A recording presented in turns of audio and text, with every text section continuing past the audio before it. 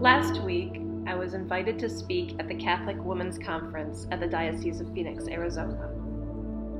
Now, I am built to evaporate into a cloud of sweat and misery when temps reach a single degree above 80. So, the only time I could safely visit the Grand Canyon State would be in January. Plus, I'd been invited to speak at this conference before, and the Diocese of Phoenix is such a vibrant and faithful one that I love going there every chance I get. So I left the snow and ice of New England, boarded several planes, and emerged in the golds and burnt oranges of the Sonoran Desert.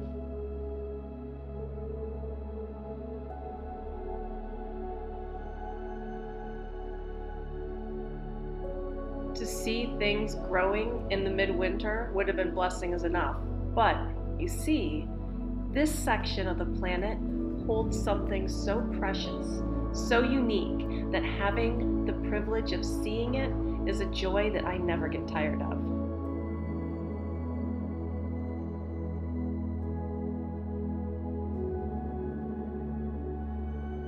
That treasure is the saguaro cactus.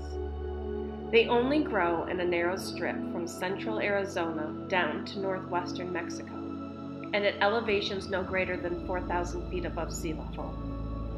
They are astoundingly slow growing, taking almost 8 years to grow a mere 1.5 inches. Seedlings that manage to make it that far do so only because they've grown under the shelter and protection of a nurse tree, which generally plays out its whole life cycle before the saguaro even puts out its first arm, which can take up to 100 years to happen.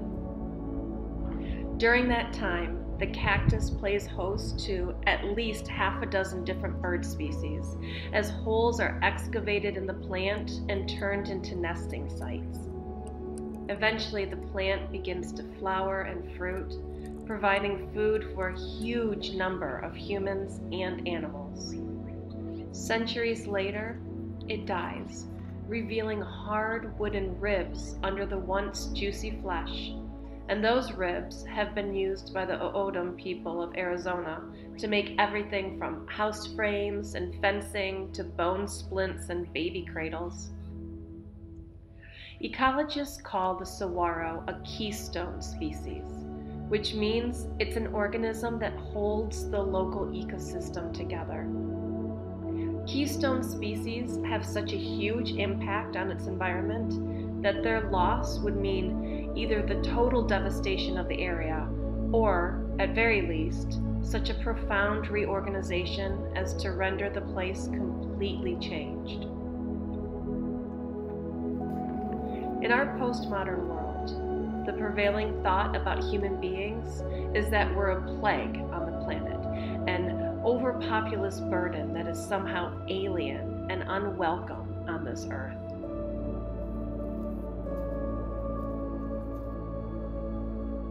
How often during this pandemic have we heard that nature was healing once freed from the presence of humanity?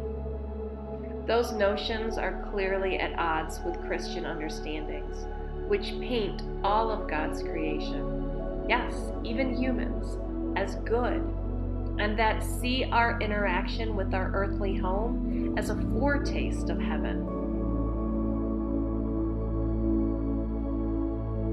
Beyond that, though, think of all the amazing connections between the notion of keystone species and the truth that each of us are unique, unrepeatable, beloved children of the Creator. Just as the loss of saguaro populations would leave terrible, dramatic vacuums in the Sonoran Desert, the space left by the passing of each human being is profound and keenly felt. And while each saguaro interacts with dozens of different species and hundreds of individual animals, think of how our lives are similarly intertwined with our families, our neighbors, the people in our town, the birds in our backyard, the plants on our windowsill, and the soil under our feet. We are called to feed and shelter those around us as surely as the saguaro does, to be fruitful and to share our gifts with others. The Tohono O'odham peoples of Arizona tell stories about the saguaro once being human, and to this day they care for and respect the cactus as they would revered community members. Certainly, the plants have a striking presence, and each individual takes on a distinct personality, with its arms reaching towards the heavens and the nesting holes of animals creating facial features. How beautiful the saguaro are, and how beautiful we are. How beautiful is all of God's creation, with all the surprising connections that weave it together.